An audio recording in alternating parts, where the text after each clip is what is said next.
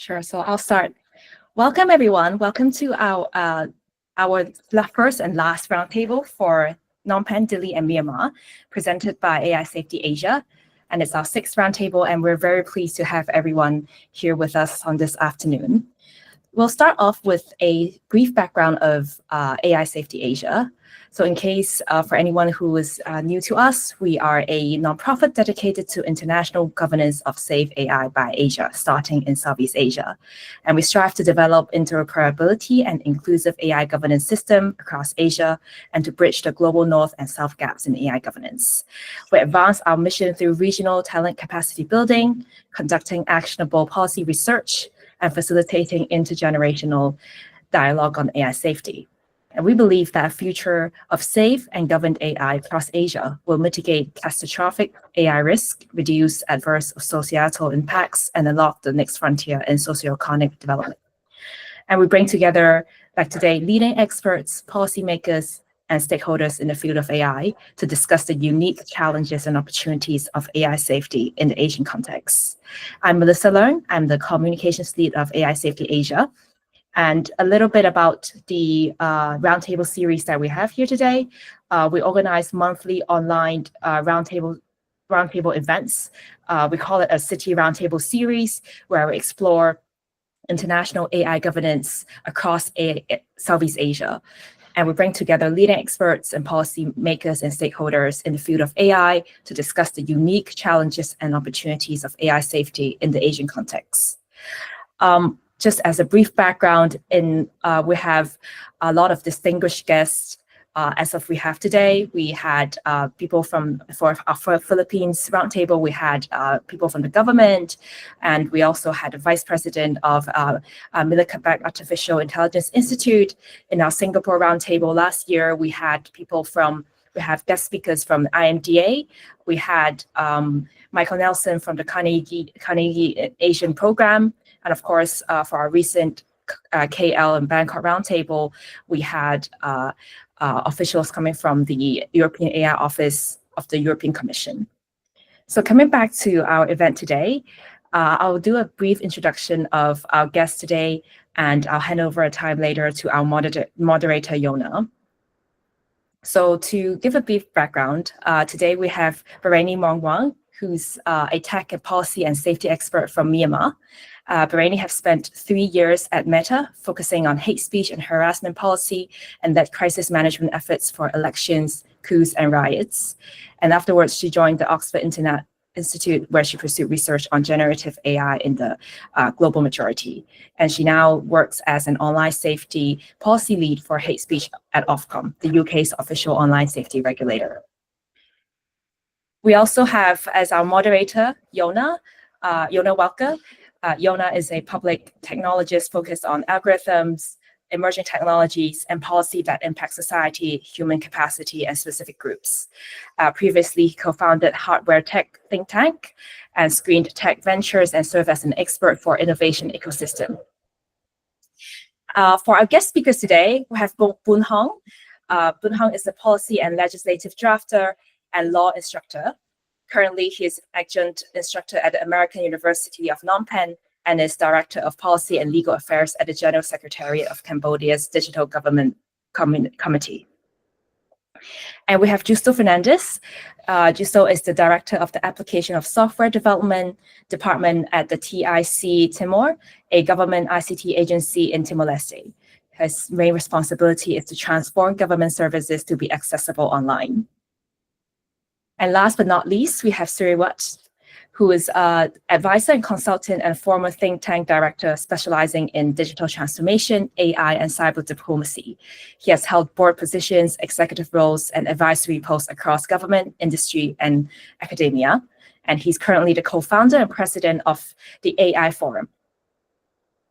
So with that, I will hand the time to Barani, who will do an overview of the AI governance situation.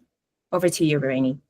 Fab, thanks, Melissa. Let me just share my screen very quickly, and hopefully, please do give me a thumbs up if it works well.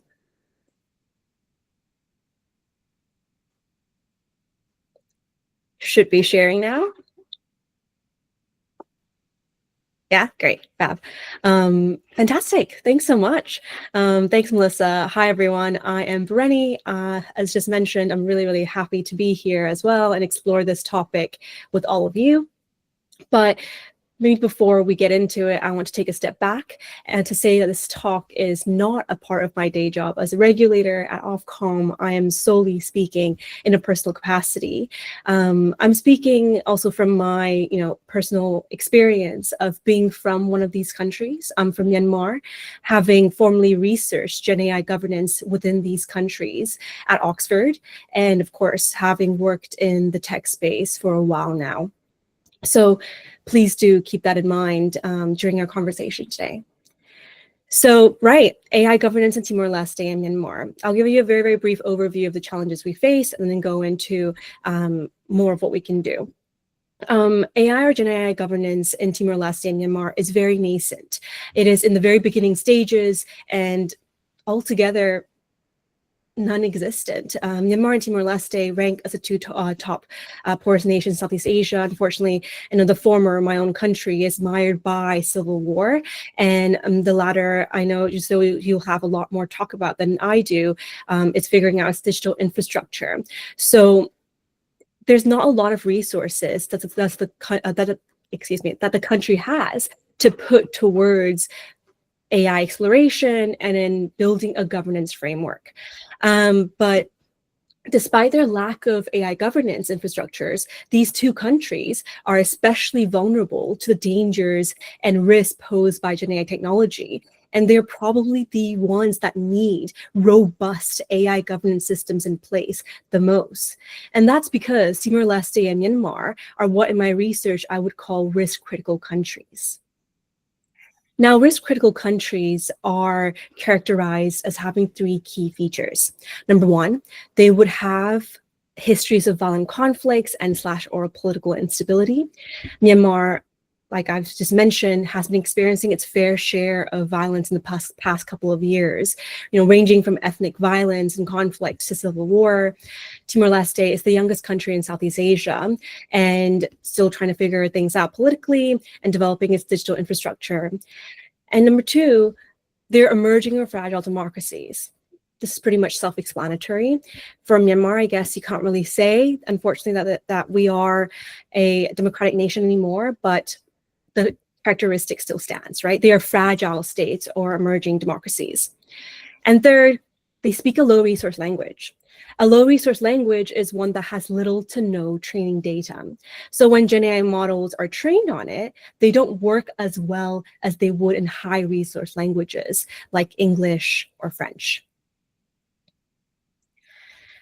And these countries are unique because the obstacles they face are cyclical and systemic in nature.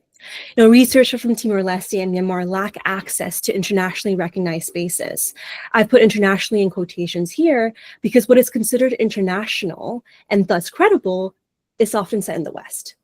And be it language or financial barriers or even passport barriers, right? Because global majority researchers have weak passports. We need visas to attend international conferences to showcase our work. So you see very few researchers from the global majority in these spaces simply because they didn't get a visa. And if there's no internationally recognized research, this means there'll be little to no attention given to this area, which then leads to insufficient data exploring this area, so no one would invest to improve it. After all, if there's no data to prove a problem exists, it doesn't exist, right? So these obstacles, again, are very cyclical and systemic in nature, and we have to keep them in mind as we go forward so that we can eventually break them down. Now, I've thrown a lot of challenges with that graph there in the past couple of minutes, but that doesn't mean that there isn't hope. The grassroots will be an incredibly interesting space to watch within these countries. In Myanmar, a local media agency has put together an AI expo to explore the opportunities the technology presents. In Timor-Leste, there's a promising digital landscape of startups that are passionate about helping their home communities. These digital institutions have the potential to play an important role in ensuring not only the adoption of Gen AI technology in East Timor, but making sure that adoption is done so safely. So put simply, the power is within the people. And lastly, Timor-Leste and Myanmar will definitely also feel the impact of their neighboring countries. Now, ASEAN, as we know, or hope that we all know, has already been working in this space with its guide on AI governance and ethics. And these are important steps towards building AI governance for both Myanmar and Timor-Leste, even if the latter is not formally a member just yet. Now, I'll pass it on to Bunhong, who will be speaking about AI governance in Cambodia.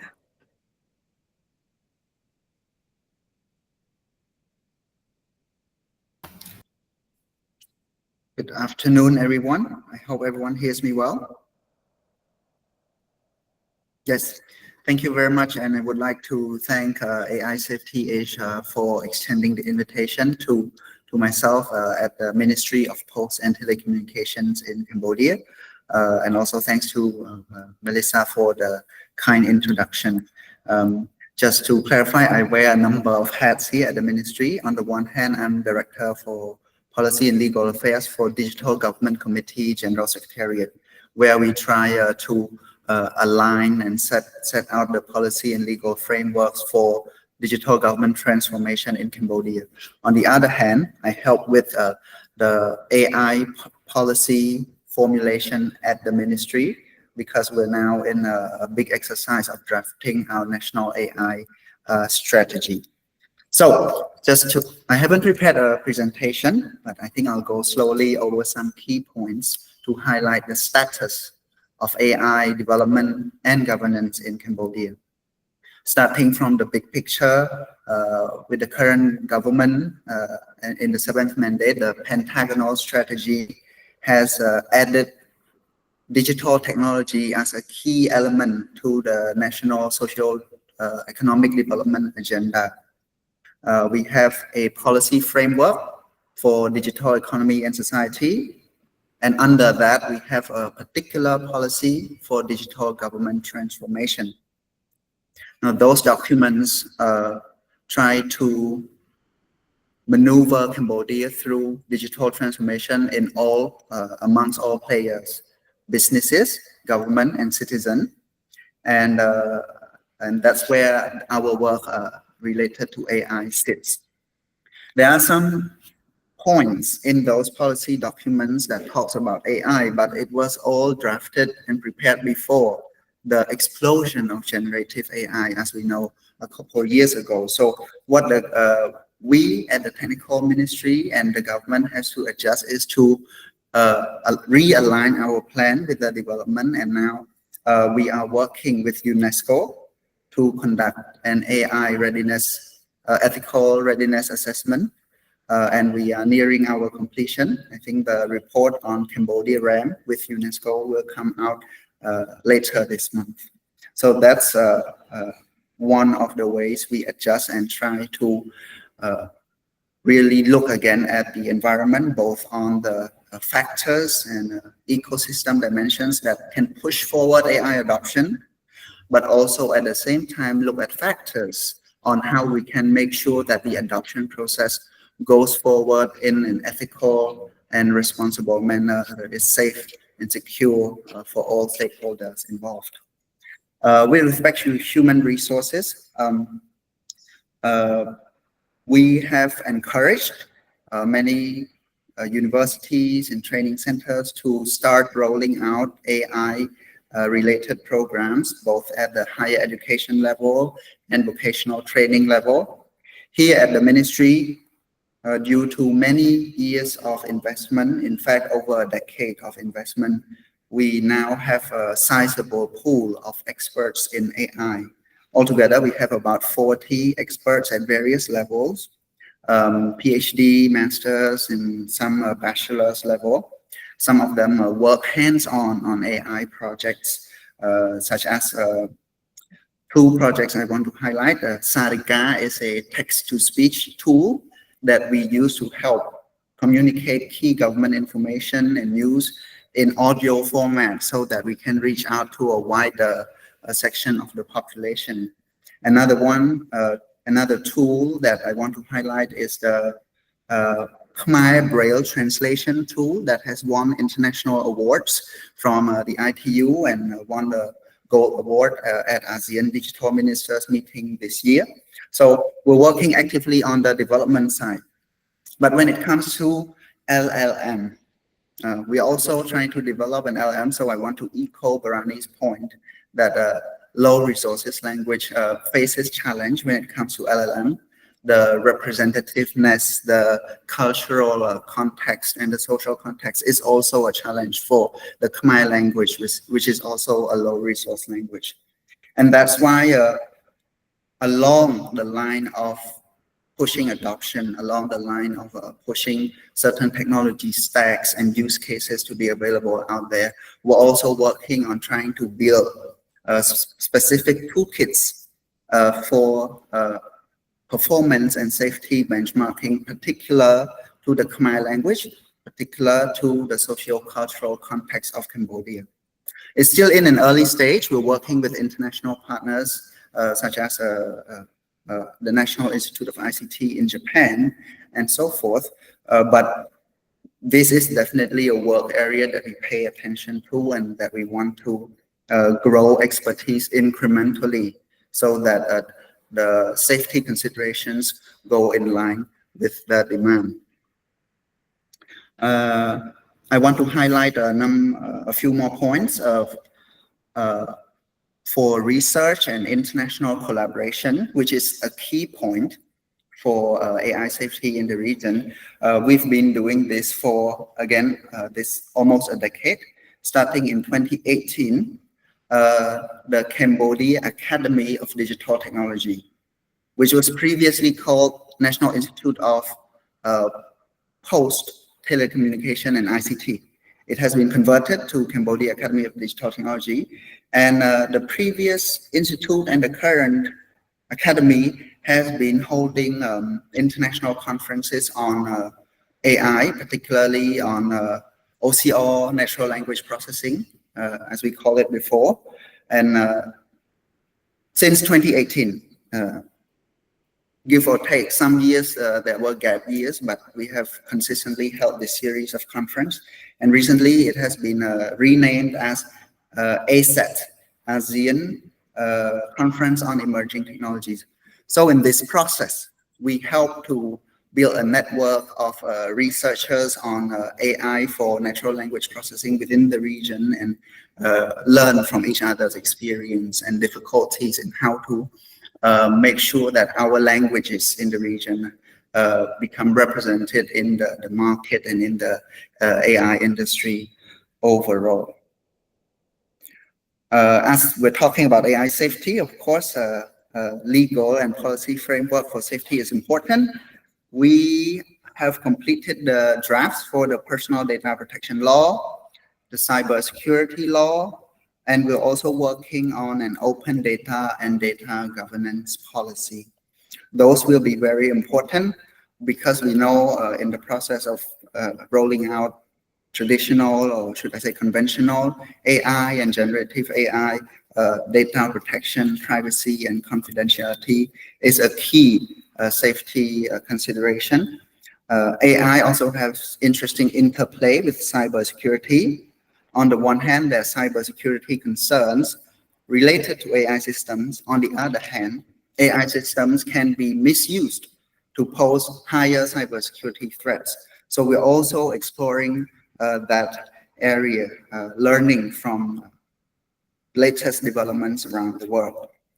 The open data and data governance policy is aimed at preparing both the public sector and inspiring the private sector to take good care of their data so they can go in an informed and deliberate manner into their AI journey.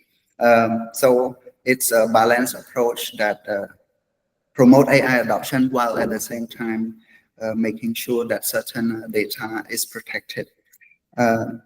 So on the last point, I just want to highlight again the field of collaborations we have with our partners.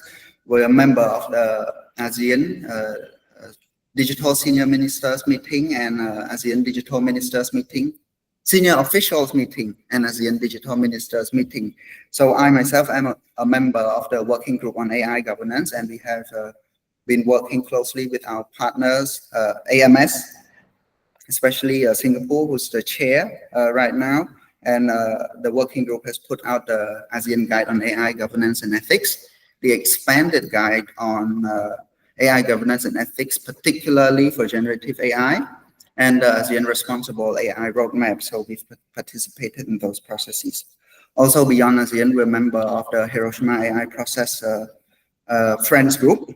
One of my colleagues, my technical counterpart, was in Japan last week for the meeting of the Hiroshima AI Process Friends Group.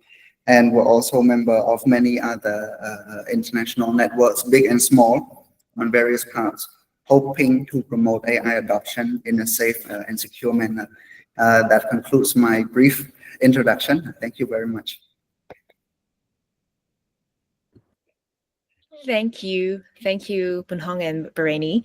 So I think right now we can pass the time to Yonah to start our exciting panel discussion. Over to you, Yonah. Yes, it's my pleasure to be part of this panel and moderate this panel. It's over 1 year since the Bletchley Declaration was signed. It was the first document, and 29 countries committed to safe frontier AI. Since then, we have a Seoul summit, we have a Paris AI Action Summit, but the big question, how the global majority work on their AI national strategies, including Southeast Asia, which why today we have the panel of 4 esteemed experts and speakers. We will try to come from the risk categories, taxonomies, then coming to the governance, and finally the building, the literacy, access, infrastructure, and as Ms. Barani mentioned, the grassroots, which will scale this effort. So during each round of question, each speaker will have 3 minutes in order to address specific ideas and concept. We will start with the round number 1, where we address AI risks, cases, and taxonomies. And I would love to address my first question to Mr. Bunhong. So first of all, thank you so much to your commitment to advance the Cambodia AI national strategy. You mentioned many things which are unique for the region, including the LLM, which should be aligned with the regional context, the privacy, the copyright, and other things. In your opinion, how the categories of AI risks are unique for the region? For instance, do you believe, how do you assess which system should be prohibited? Is it about the number of parameters? Is it about compute capacities? How do you identify these thresholds? Are you aligned with the AI Act or maybe US bill on AI? How your approach to risks is different and how is unique to the regional specifics in history? Mr. Bunhong. Thank you very much, Yonah, for these very interesting and important questions. Let me try to answer that in 2 parts. First, I want to reflect on how I personally, working on this area, think about the global landscape very briefly, and then I'll go to your question directly about what's unique to us. So even Singapore, the leading country in the region, aspire to be, if I may rephrase it, a good user of the technology. So in the global context, Cambodia should aim similarly to be a good consumer economy of the technology. We're not abandoning the plan to try to grow our own development capacity, but we need to aim to be a good user. In that sense, we would defer more to the international trend. And if you look at the AI Paris Summit, we see already the EU is sort of U-turning on their focus on safety, the AI liability directive is revoked or suspended. And so the EU AI Act as a whole is being observed by the world, how it's going to go forward. On a more technical level, it's very difficult to find a widely accepted categorization of AI risks. Private sector tends to focus more on technical sides of the risk, things that can be measured, like reliability, validity, robustness, resilience. Those have a well-defined technical definition, especially under NIST and NIST and ISO. Those are important for us as well, but as we are more consuming, we don't have much to contribute in that area, so we keep watching and learning. But the risk areas that are of higher concern to us are actually the social risks from AI. So that include effects of deepfakes, AI in fraud, misinformation, disinformation, and its other systemic effect on the labor market, on intellectual property, and the degradation of AI on the national competitive advantage. So those are risks that are not technical, that are more difficult to define concisely and systematically, but they are of high priority to us. So I hope that yes. Now, thank you so much. And I would love to address similar question to Ms. Barani. Your expertise encompassing online safety, and I think this area is much more complex. And for instance, both in UK or EU, we can't address this area through one framework. For instance, in EU, we have a combination of AI Act and Digital Services Act. In UK, there is also Online Safety Act, which help to address not only technical capabilities of LLM to create deep fakes, but more also how we actually regulate the platforms itself, the moderation process. How do you think this area of online safety is unique for Southeast Asia, both in terms of the groups which are affected, let's say children, elders, who are primarily prone to these malicious attacks, disinformation, and other risks, and how we can mitigate these online risks in the region? Yeah, thanks, Yonah. It's definitely like Bunhong was saying, it's very complex, right? Because it's not defined at all. From the industry level, we have people who are developing this technology that will be deployed in Southeast Asia who are not from Southeast Asia. And so what are they, if we're looking for when it comes to mistakes? They're just looking for binary numbers, technical mistakes, and technical risks. So the other aspects of societal impacts and downstream consequences that this technology poses is somewhat unexplored, and it's kind of the wild, wild west, right? So what can we do to, number one, identify these kinds of risks, and to mitigate them? Number one, identification. What are the risks posed? Like what Ho said, misinformation is a huge one. With, now I'll stick to, by the way, generative AI than traditional AI, which, generative AI, as we know, is ChatGPT, DALL-E 2, the ones that can think for themselves. While we have traditional AI, which is algorithms, very straightforward, like you have Facebook algorithm, recommender algorithm systems. So they don't really think for themselves. They instead look for patterns and they go from there. So what are the risks that Gen AI poses to communities in Southeast Asia? Number one, healthcare. So if you look back at healthcare or Western medicine, a lot of the studies that we have in medicine is based off of white men because they were the ones that are readily available. And we have issues with that where, we now know that when it comes to diagnosing skin issues, dermatological issues, Black people are underdiagnosed or they're misdiagnosed because the studies and the data doesn't show anything for them. So that applies to our communities and our people as well. What does, when you have Gen AI embedded into healthcare, what are the risks there where will mass amounts of people suffer because of it? We have to ask that question. Number two, misinformation. That's a huge second risk.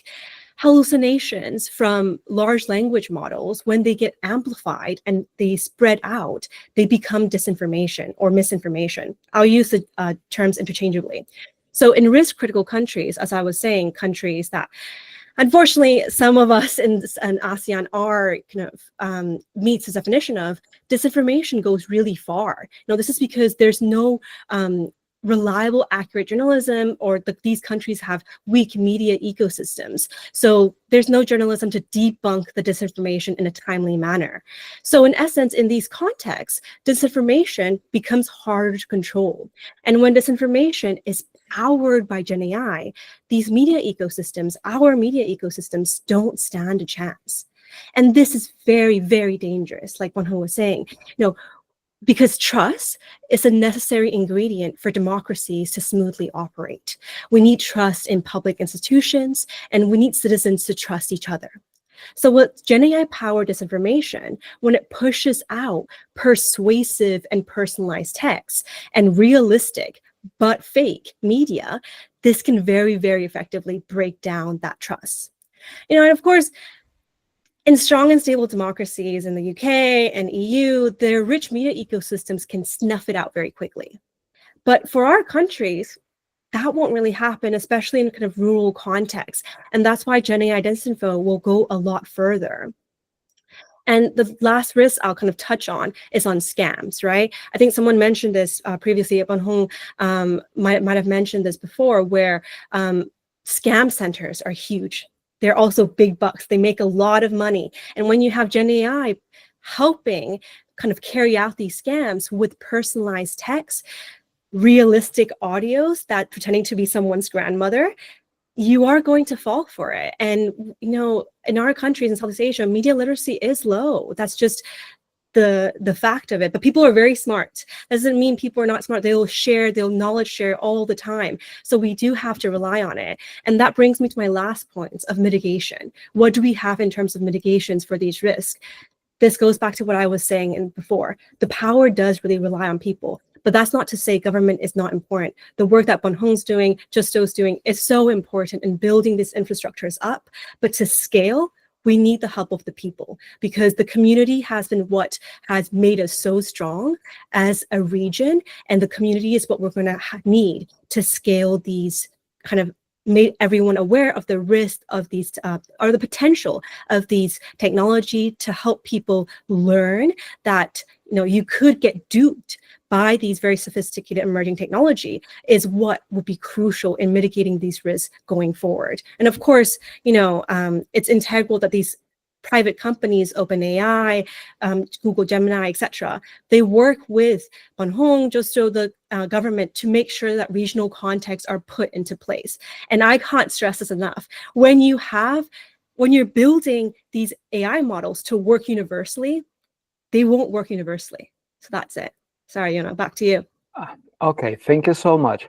And I would love to address the next question to Mr. Siriwat, and we will discuss the cyber resilience. So if we look at the EU Code of Practice, or report after AI Safety Summit in Paris, or the executive order in US, the cyber resilience now come in parallel with AI safety, and cyber offense, cyber attacks are added as a part of so-called systemic risks, even though then it's not like a high scale. So what's your opinion, and could you share some examples of cases of both how particular cyber attacks are happening in the region, and what type of a cyber resilience KPI can be done and actually to mitigate this problem? Yes, thank you, Yonah, moderator, for the question. It's interesting to see the overlap now between AI, cybersecurity, cyber resilience as a continuation.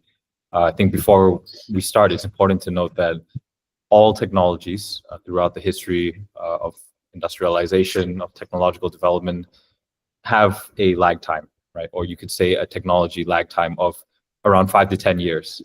And if we think of when AI really influenced the entire world at the global level, we could say starting from end of 2022, when ChatGPT was released, this started the snowball effect of generative AI, bringing AI to the consumer. Those without a technical background can finally get their hands on AI. Before that, it was mostly technical developers who were working on lots of data, machine learning, and so on. But now that it is so accessible to everyone, there is a huge risk inherent in every sector, in every process. So how this relates back to cyber resilience is that now, let's say 2025, so going into moving on to 3 years, it will still take some time to really reveal, to show the true colors of what will be, you could say, the highest risks. And for cyber resilience, something that we are trying to look forward to take preventative measures, not just reactive. It's important to break these. So again, to categorize, we can look at certain, let's say, AI risks. For example, online safety and cyber resilience. So related to deepfakes, which we had discussed, also fraud, misinformation, cyber attacks on AI systems, and even the higher level, right? So related to systemic risks. This includes unchecked AI capabilities escalating into financial crashes, for example, also misinformation-driven conflicts, or even loss of human control over decision-making. What is key here is the decision-making. I think we've reached a level where private companies with a lot of data, a lot of power, influence how we work every day, how we communicate. And we can see this as, for example, generative AI as a powerful brainstorming partner, right? Something that we can bounce our ideas back and forth, a very useful individual tool. But at the end, the human in the loop, or the person who is consuming this technology, using this technology, should be making the final decision.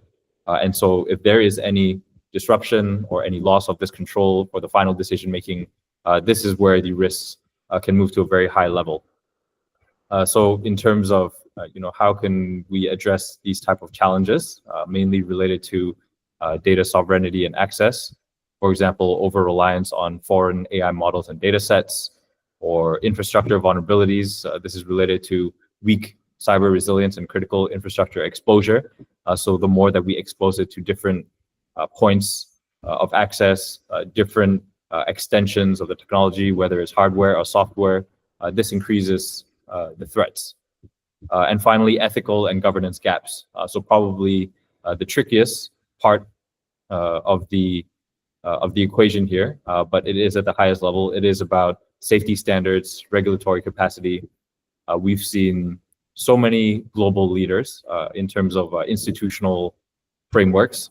But in my opinion, the challenge really is, even after we come up with these global frameworks for governance, who is going to implement them, and how is the individual as a consumer, noting that if we talk about the global majority, most of them are new to this industry, are new to this technology. And we can think of this like driving a car, right? Not everyone is a mechanical engineer or is a car mechanic, who knows how to build a car, but is rather the one who's learning how to drive. And without proper instruction, without proper driving experience, without reading the safety manual, understanding the regulations of how to navigate the, let's say, cyberspace, this creates a lot of risks, a lot of challenges. And again, AI should not be, let's say, siloed into a technical topic or pillar that only developers should understand, or those who developed it, but everyone is using it. It is a tool.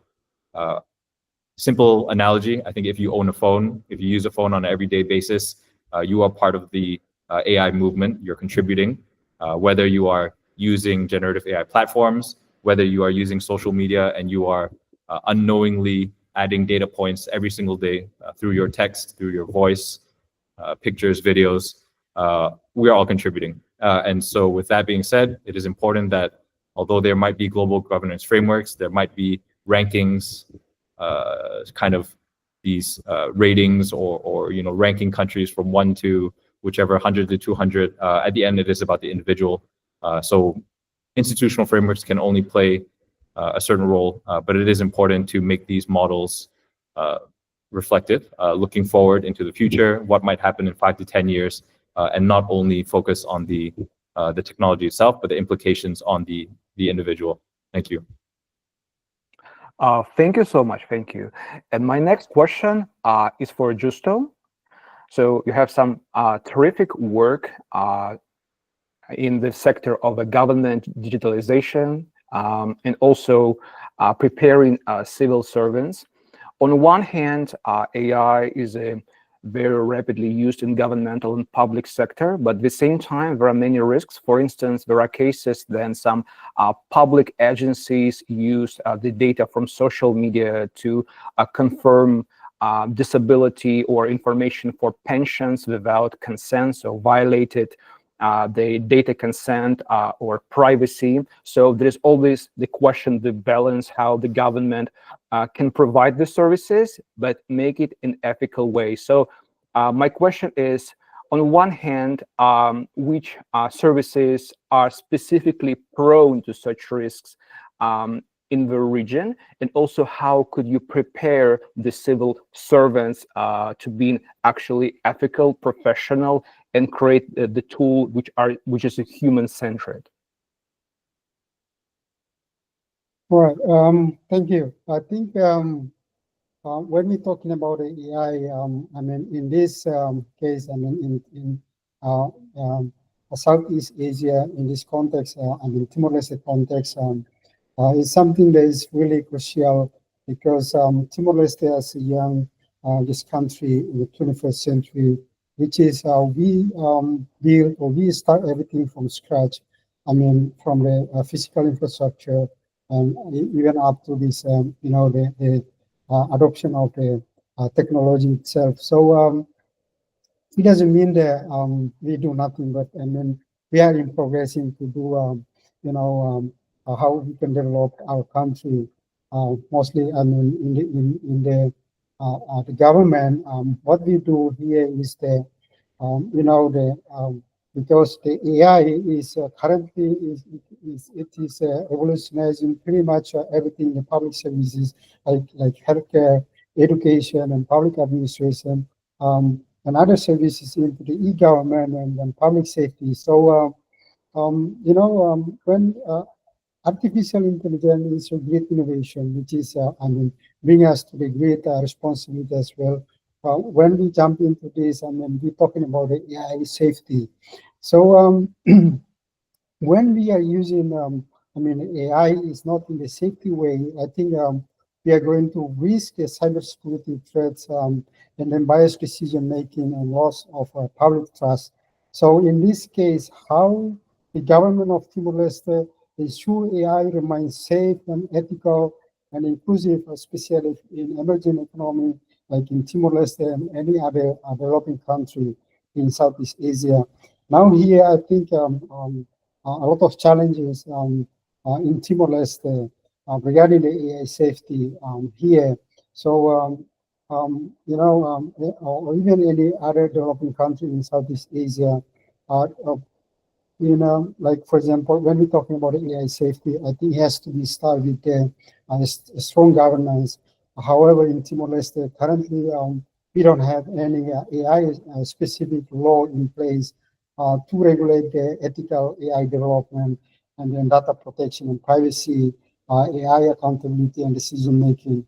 So without this clear guideline, I think that AI can be misused or mislead, you know, bias in the AI decision making, and also data security risk, because this is regarding the personal information lead, lack of the public trust in the AI driven. For this, I think Timor-Leste need to develop AI government policy. We know that currently in our government, they are still focused on the physical infrastructure, but you know, in upcoming September, Timor-Leste will become the ASEAN member. I think this is like something that urgently, I mean, government need to think about this. And then also, you know, the current status in Timor-Leste, we have you know, the limited digital infrastructure and AI expertise, which is, you know, because the AI, it requires advanced computing infrastructure and a secure system and skill AI professional. Because, you know, when we have the limited access to AI infrastructure, I think we're going to be slow down the the adoption itself.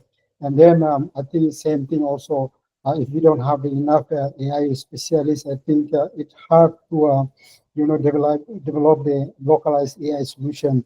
And also, I think this is about the digital literacy. Forget about AI. I mean, in Timor-Leste itself, I mean, digital literacy is very, very low. When we visit up to the remote, the area, or even not remote area, but the civil servant, even to, use the computer, I think this is something, another level in the civil servant. So, I think in here, what we can do in here is the government invest in the we're going to invest in the AI research.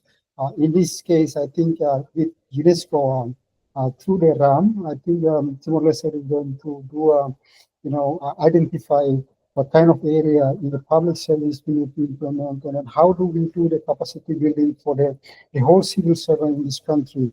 I think this is really important because, and then also how we can build the local AI capabilities, because, this is related to culture.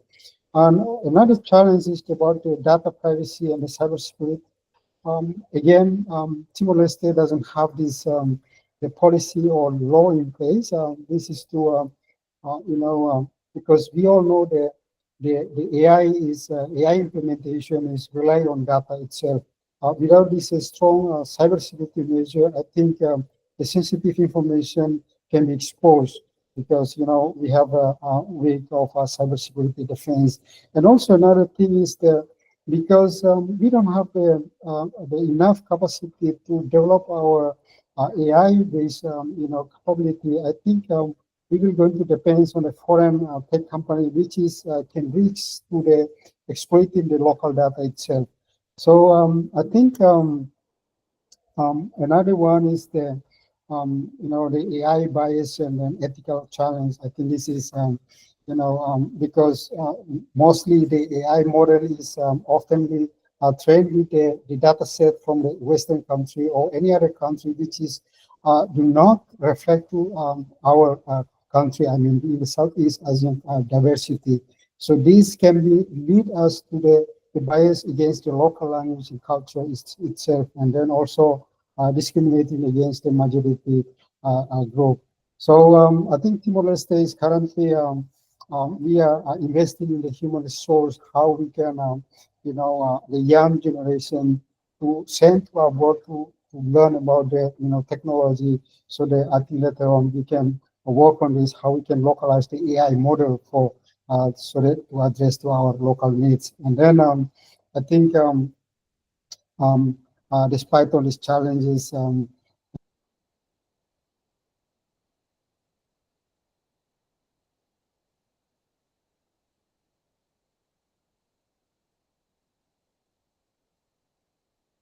So I think, are you muted? Sorry, Justo, we can't hear you. We can't hear you. hello? Yes. Yes. Great. Yep. Right. Thank you. Right. This is when we're talking about a safe AI. I think you can enhance the e-government services because currently in Timor-Leste, the actual government came up with the two main programs, which is the ICT, focus on ICT and then e-government area, which is I think one of the capacity building was inside this the program, which is my department was responsible for this capacity building to train the whole civil servant. I think approximately 35,000 permanent civil servant also, and then the contract, I think approximately 62 or 63,000 civil servant, which is the huge job to do. But again, this is how government of Timor-Leste want to transform these people to in the digital area. So we're talking about the AI. I think it's for the economic growth and job creation also. Like Timor-Leste, we are as I mentioned earlier, we are the youngest country. we explore a lot of things, and including technology, which are suitable for to implement in this country. I think last time happened in February, we signed a MOU with the government of Cambodia how to implement the blockchain technology in the verification of document itself. So this is kind of opportunity that we can adopt in Timor-Leste itself. And also for the social inclusion and digital equality, this is to empower the marginalized community to provide AI a powerful education. This is to improve the digital literacy and also enhancing the accessibility for personnel with a disability, and developing AI-driven translation local tools, because as we in Timor-Leste, we are using the two official languages, which is one is a Portuguese language, which is mostly the old generation can speak Portuguese. And then the second one is our native language we call Tetum, which is mostly a citizen of Timor-Leste can speak. And then because mostly the young generation, they only speak, only very few people are speaking Portuguese. So this is, I think, the AI, I think, can create the gap inside in here itself. And then another one is Mr. Justo, yeah. could we finish, please, to go to the next round, please? Sure. Yeah. So I think this is what pretty much the government of Timor-Leste did to do in the digital transformation. I think that's all from me. Thank you. Thank you so much. And I would love to make the final round of questions on how we could build the multi-stakeholder participation, because one of the big questions which arose during the Paris AI Action Summit, is it really a multi-stakeholder event? Because, for instance, the Safety Summit in UK was criticized for a closed doors format. There are many discussions that, yes, the Bletchley Declaration is a multinational declaration, but it's still just 29 countries. It didn't reflect all of the complexity of the cases. For instance, during the AI Action Summit, I met the delegation from Yemen, and they said these risk categories do not work for us because our humanitarian context is different. So I have a question from Mr. Bunhong, just 1-2 minutes, very quickly. What practical tools we can build in order to involve everyone? Because we have regulatory sandboxes, test beds, we try to create working groups, code of practices. How can we involve everyone into this discussion, and how we balance this private and public, both in terms of the governance and investments, because it's a big question. Very shortly. Very shortly, it's very difficult. It's a big challenge, and everyone is facing it. I don't think anyone yet has the answer. I would just say we have to keep working together. And what we're doing here in Cambodia, we work at every angle. We work on the legal dimensions, ready to draft the guideline to address some of the risks that we know, and also some takedown provisions if the AI generated content is being used to harm other people. We work on the technical dimension, like I said, trying to establish Cambodia's specific benchmarks, while also trying to make the benchmarks interoperable with other country, other languages, and other culture. Education is key. We have to educate our citizen. So not only about AI literacy, but bringing digital literacy as a whole to a higher level. And also, still, we have to work with the private sector. Market-based approach is going to give a long-lasting impact on the sector. And if I may just wrap up on this point, it goes hand in hand with international collaboration. So countries should share their challenges, work together, and as a group, they can have more voice, a bigger voice to talk to international cooperation, international multinational companies who have big influence there and can make sure they understand the concern and that they understand that working together is the way forward. Thank you so much. And I have a similar question for Ms. Barani. So in terms of the online safety, we all understand it's a very complex area. How can we educate not only professionals, but also citizens? How we can bring this awareness? What type of tools do you think could be useful? It should be like maybe hackathons. It should be open platforms. It should be open educational programs. Which tools do you believe the most efficient here? Yeah, I think, well, firstly, I hope we're doing it today with AI Safety Asia. I think, organizations like this are so integral for educating the masses per se. So that's definitely number one. When you have open kind of organizations like this, where you have talks like this that anyone could attend. Number two is in making these resources accessible and kind of adaptable to the local context is key too.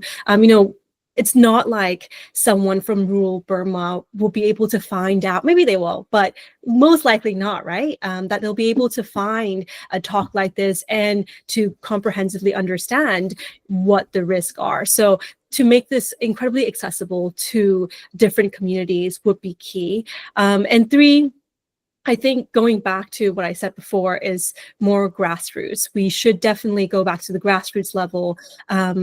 INGOs should partner up, with grassroots organization to put these workshops, like you said, Yonah, hackathons, workshops, etc., going in the future. Thank you.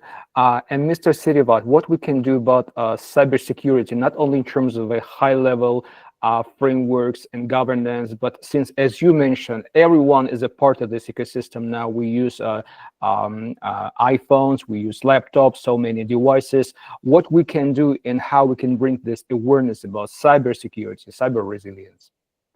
Yes, thank you.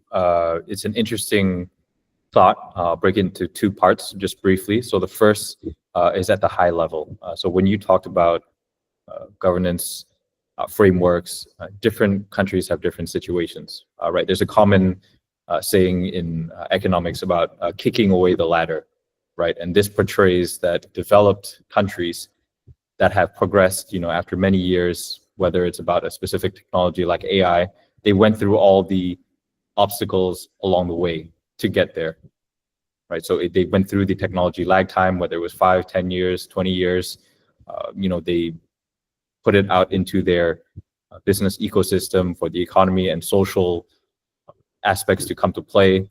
And then when it comes to developing countries, emerging markets and whatnot, it's kind of kicking away the ladder, right? Where they expect those developing countries to be on the same level in terms of complying to these governance frameworks, when in reality, they started much later. And so with that, it's very challenging to have a one-size-fits-all solution. And with that, moving on to the individual level, which is even more complicated. No matter what you have in writing, no matter what act or conference or communal kind of consensus or agreement has been signed off on, at the end, the individual who's using it, who's a consumer of this technology, is the key person here, right? It's not about what has been done in writing, but who is acting on it. Some people might not even understand, even if you have a robust framework, let's say like the GDPR, which is you could say gold standard in terms of global governance for data. Who is reading through these terms and conditions? Who is applying it? Do we all fully understand it? I think the only person who profile that would be able to understand it is somebody who comes from both a technical background, a legal background, also understands how data is going across the world. So this is a very complex situation that not everyone understands fully, and to force it on to different country situations, let alone one individual who might not even have a background in any of those fields, is even more challenging. So again, it's all human construct. We have to keep that in mind. This technology is a human construct. It's something that we created, and we should not be relying too much on what has been created. But as the individual, again, literacy, education, the basics, knowing how to use the internet, navigating different platforms, this is what will really make a difference at the individual level. Thank you. Thank you so much. And a similar question to Mr. Justo. You mentioned on so many initiatives you brought to Timor-Leste and how you bring AI literacy to the governors, to civic servants. What's your message to the citizens, people who use your services, how they can increase their literacy in understanding how to use these public services and being protected? Right. I think government of Timor-Leste, for this developing, transforming their services to online, which is we know the cybersecurity policy and then the cybercrime law is not in place yet, but that's why we are trying to do capacity building. We raise the awareness regarding the cybersecurity for the whole civil servant, which is because the level of civil servant, their understanding of using the tools, not only ICT tools, but I think including the AI tools is a different level, and it's very difficult to categorize them. So I think we are last year we are doing the the assessment for all the municipality, and then we are going to do this capacity building this year, which is I think pretty much we can raise the awareness. So how we can use these tools to help us in our professional work. Yeah, thank you. Thank you so much. Dear Melissa, I think we're done with the panel and we can go to the questions and answers, I think, from the audience. Sure. So let's take a look at the questions that we have from the audience today. From Mohammed, how should Asian countries prioritize AI safety, focusing on existential threats or addressing immediate challenges like job displacement, misinformation, and cybersecurity? So Yonah, maybe you can see who's the best speaker to address this question first, and we can have multiple speakers to address this question as well. Mr. Bunhong, would you love to address this question? Yes. Yes, I would love to. Thank you very much, Yonah, and thanks to the audience for this question.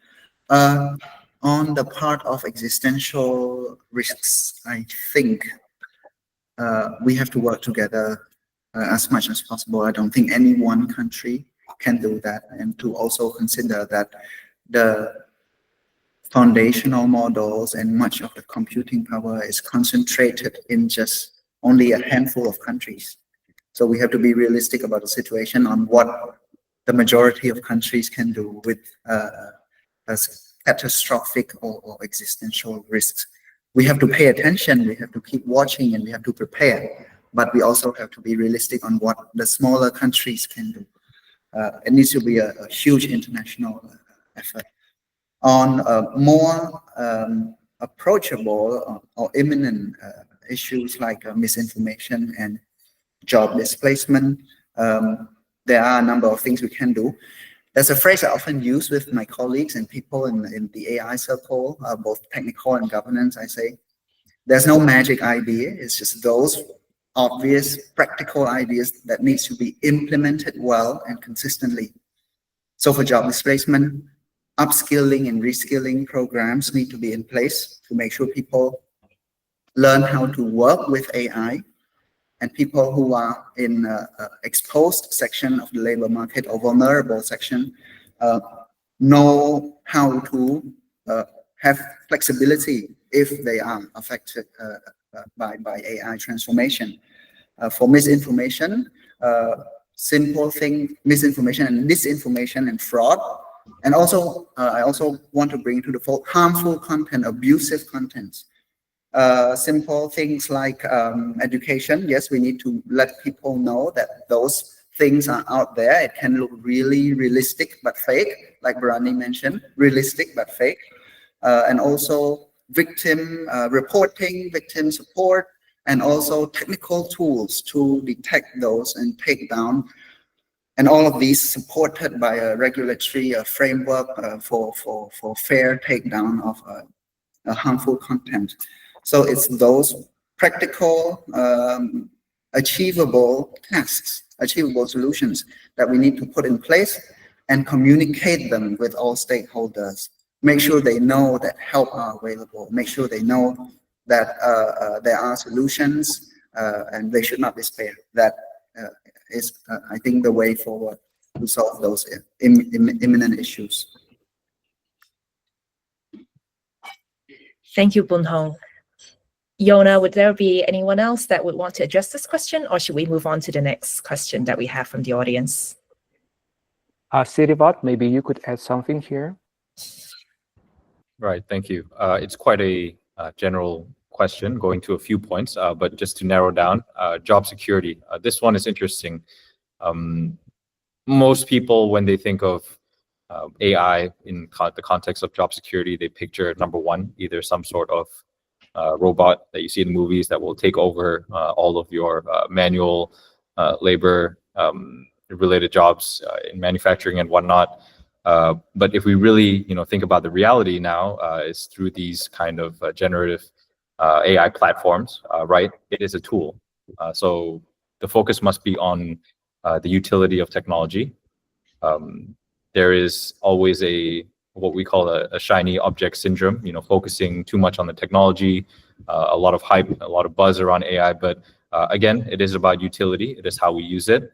If we think about right now, the biggest or the hot topic in the global AI landscape recently has been DeepSeek. At the end of the day, it came from a different country, not the US. So this was a shock to the world.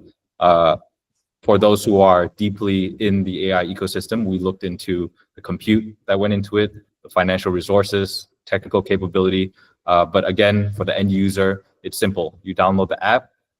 Which one is free? Which one do you have to pay for? Which one is easier to use? And what is the final result that comes out?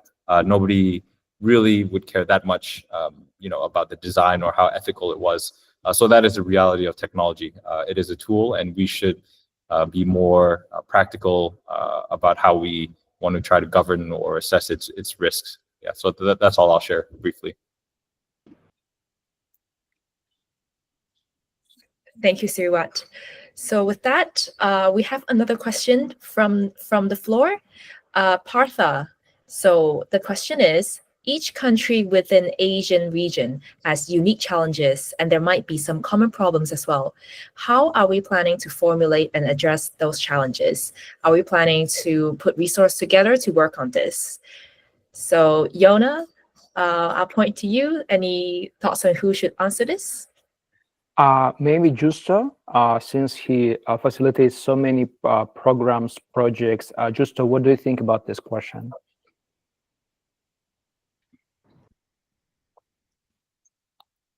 Well, I think related to this question, I think there is, since Southeast Asia and ASEAN country, I think we talking about the AI safety, safe and ethical AI adoption. We must develop AI policy aligned with the ASEAN standard and also invest in the education and digital infrastructure. I think this is pretty much what we can do so that we can align with the ASEAN, what they call in this ASEAN context. Thank you.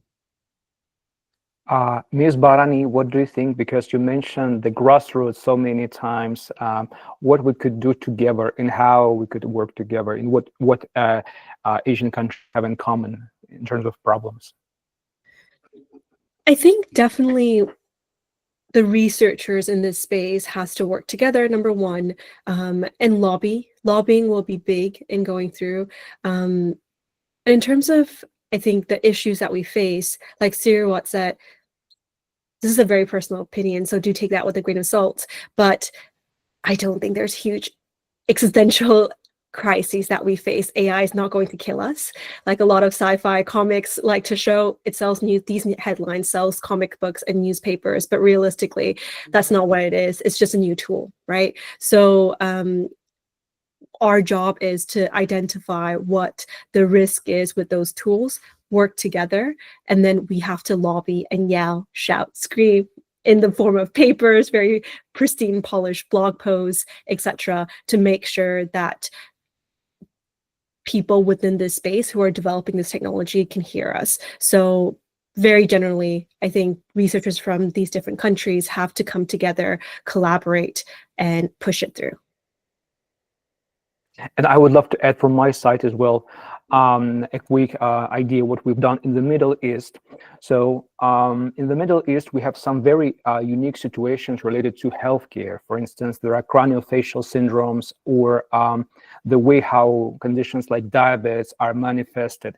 And what we've done, on one hand, we're actively cooperated with the UN UNESCO type of organization, which connected a medical institution together, let's say in Qatar, Oman, Kuwait, and we work on very specific problems to create niche recommendation. Let's say AI safety for girls with disabilities, addressing more girls or specific region issues. We try to find some common disorders or humanitarian problems, and UN UNESCO help us to actually connect these institutions together. So it's one of the ways to go forward with the problem. So let's come to the next question. Let's see. So we have another question from Shrinil. How can Asian nations collaborate on creating an AI safety framework that aligns with both international guidelines and regional needs? I think it's a question for Mr. Bunhong, because he mentioned that there is no one good AI risk category system, so it should be created from the scratch. Yes, Mr. Bunhong, please. Thank you again, Yonah, and thanks to the audience for the question. It's good to know that some of those initiatives are already in place. For example, within ASEAN, like I said, the Working Group on AI Governance has agreed and published a number of documents that we think can harmonize AI safety in the region. I would like to repeat myself again, is the ASEAN Guide on AI Governance and Ethics, the expanded guide applying particularly to generative AI. And for that, we held a huge consultation session in Cambodia to get feedbacks from industry and sectoral regulator. There's also the ASEAN Responsible AI Roadmap. Malaysia is proposing to have an ASEAN AI Safety Network. So within the context of ASEAN Digital Ministers' work and ASEAN Senior Digital Officials meeting work, we are working together on those. I just want to briefly touch on the point that Yonah mentioned on the risk categorization. I read the report from the high-level advisory body on AI for humanity, and they made a very interesting point that we should not focus on having a category of risk that is comprehensive for all time. I think that would be unachievable. But rather, we should try to address those risks as they come to us and keep learning and keep watching. So like I said, technical risks, I want to correct myself before that I said that the private sector pays attention to it and we're just watching. Actually, we're also working on it. But what I meant to say, technical risks, the kind that you see in NIST, AI Risk Management Framework, it's more well-defined, and there should be common understanding established between the private sector and public sector, and also localized for each country. For the social and socio-economic risks, each country can deal with it as it approaches the particular context of its country and share those experiences with fellow country.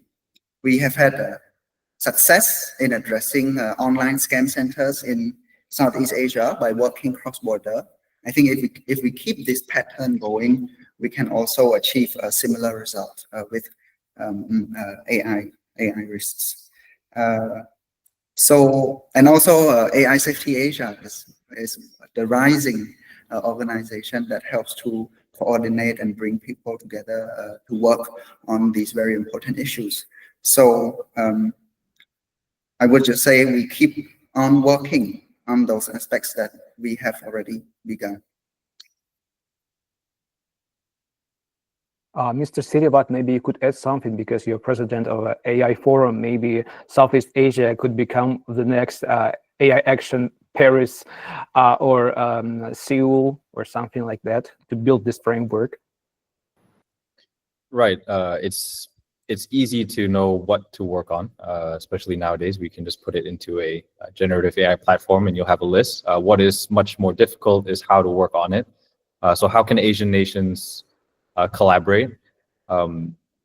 There's a common, I guess, misunderstanding that, no doubt international organizations, whether UN-based, United Nations-based, international or Asia-based, they play an important role in bringing, Asian countries together. They have a strong team of experts from various sectors. But the problem with having these sometimes short studies for a couple of months or maybe less than 1 year or consulting project is that they only scratch the surface and then they're in a rush to meet a deadline to draft a report. And that report has to kind of dictate or explain the entire situation of a country. But this is not the right approach. Again, yes, grassroots or bottom up. Technology has many unintended consequences. So if you go too much of a general approach, you're more trying to fit something into the box rather than understand what are the problems and then building up from there. To give you a concrete example, I guess it's interesting for Barani, since you used to work for Meta. In 2000, I believe 18 or 19 in Cambodia, we took up more than 50% of the global voice message traffic on Facebook Messenger. And the reason is not because we are the most high tech or because we, it's not for any of that reasons. It was actually because the Khmer language, our local language, is difficult to type. So it's much easier to speak. We used by voice message, and Facebook was a very commonly used platform at the time in Cambodia, and still is. And so because of that, everything was being done through voice. So this is something that was, you could say, unintended by one of the tech giants in the world. But the reason that it did came out is for unintended reasons, right? Unintended consequences also come out of that when it comes to safety and data and so on. So again, when it comes to the time of developing a regional or international framework, you do have to go beyond just sending a team into a country and quickly studying and writing a report. It has to come from the actual causes and the problems. And if we can build on that, it'll paint a picture that every country has a different context. Technology is an extension of our culture. It's an extension of our community. And so with that, it does have a lot of significance. So we have to look beyond trying to fit everything into one box, but rather look at each country, what problems they have, and then go from there. And Mr. Justo, maybe you could add something here.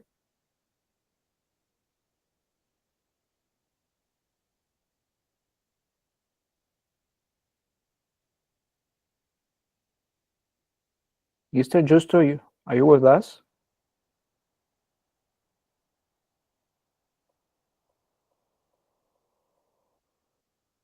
Let's come to the next question then. Sure. So a question from Michael. Given the elimination of US AID by the new US administration, what downstream impacts do you see in the short and medium term? And as this critical time of AI policy development in our region, of withdrawal of US AID support to civil society organizations from the global majority to participate in this space? Yes, I would love to address this question to Ms. Barani, because since you work on online safety area, there are many NGOs, projects which have some non-profit funding. Sometimes they cooperated with US aid. How do you think, is there any effects on online safety projects in the region? I think there's a twofold problem here, right? Number one is definitely the funding for projects centered around online safety and in fostering media literacy and digital literacy, the plugs pulled from there. So of course that is catastrophic and devastating for the communities that it will be the recipients of. But the second issue here is a lot of people who are studying in this space, their work is also being pulled, where we hear stories of people from Myanmar, Cambodia, etc., when they're funded through scholarships, through USAID to focus on research in this area, they're stranded at the universities because they're no longer being funded. So the long stream or downstream consequences rather for these kinds of pulls is that we also have a weird brain drain where people are not receiving the kind of resource investment that they were promised in the beginning. So that has huge long-term consequences for our communities.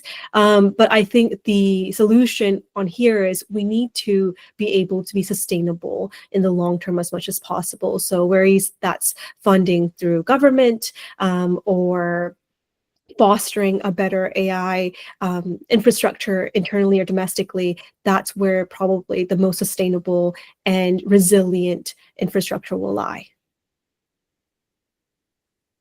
Wonderful.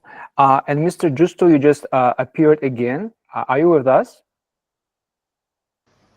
Yeah, I think I have a connection address the problem. previous question. Yes, if possible, if you could address the previous question, how countries of Southeast Asia could work together on a common AI framework.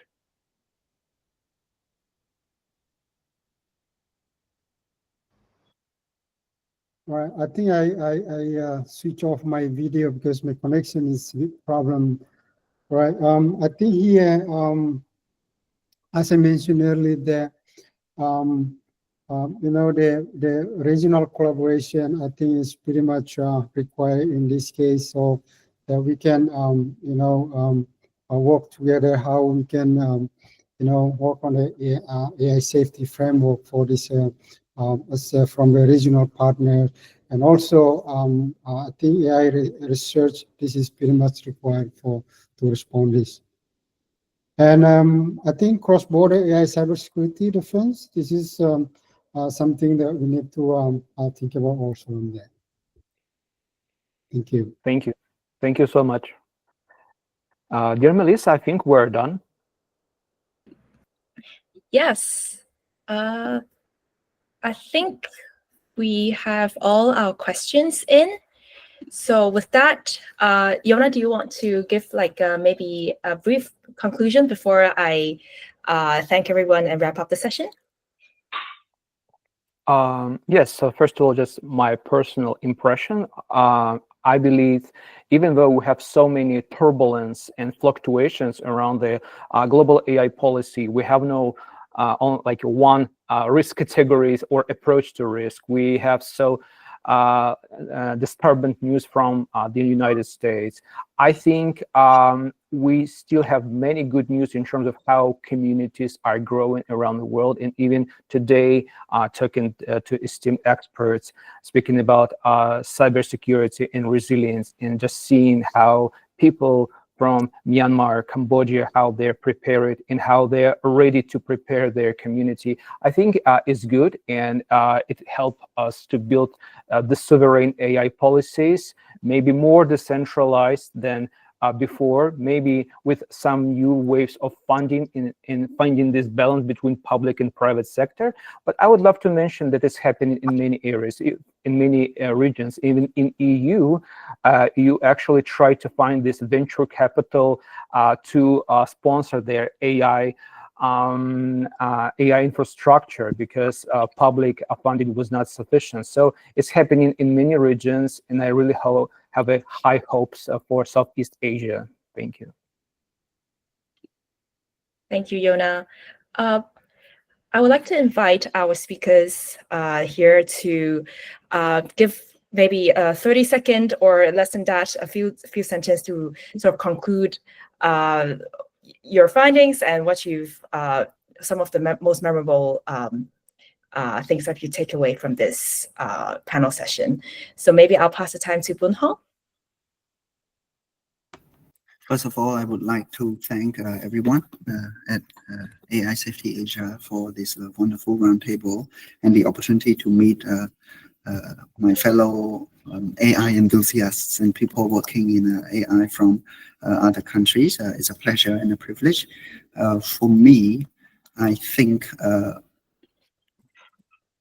AI safety and AI adoption needs to go hand in hand. There's a good analogy that the brakes allow the car to go faster because in case of emergency, you can stop and you can control the speed. I think this analogy applies to AI. With correct framework for AI safety, we can also more confidently walk along this AI journey. And I look forward to more collaborations with everyone in the future. Thank you very much. Thank you, Bunhong. Barani, would you like to say a few words? Great, thanks, Melissa. Yeah, just to echo Bunhong's statements, very much thank you. This is really exciting. What I took away from this is that we have to acknowledge we've barely scratched the surface when it comes to this technology thus far. We've got a long way to go and a lot to learn. But we also have to bear in mind that though this is a new technology, a shiny new toy that Siriwat just said, that doesn't mean that the past is behind us, nor our mistakes in the past are behind us. The same people we've used, who are building the safety infrastructure for Facebook, etc., when it was an emerging technology, are building the same safety infrastructures for Gen AI technology. So to echo and bring back what one of my professors at Oxford, he taught me, he said that history repeats itself, but with a twist. And the twist in this instance is AI. And trust me, we will make the same mistakes if we do not look back and learn from our past. Thanks so much. Back to you, Melissa. Thank you, Barani. Siriwat, would you like to go next? Yes, just to wrap things up, again, every technology, every industrial revolution has brought benefits. It's also brought challenges.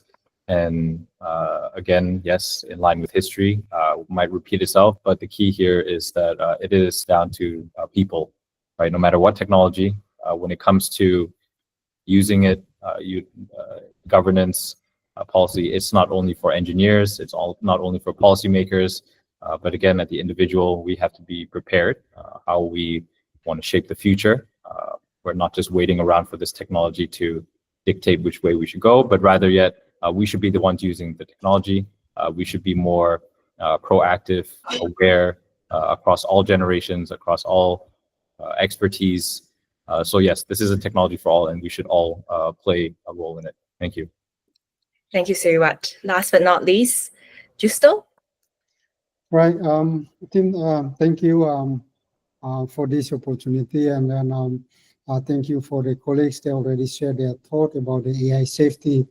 When we're talking about AI, I think it is not just about the technology, but it's more about people, as some of the speakers mentioned already.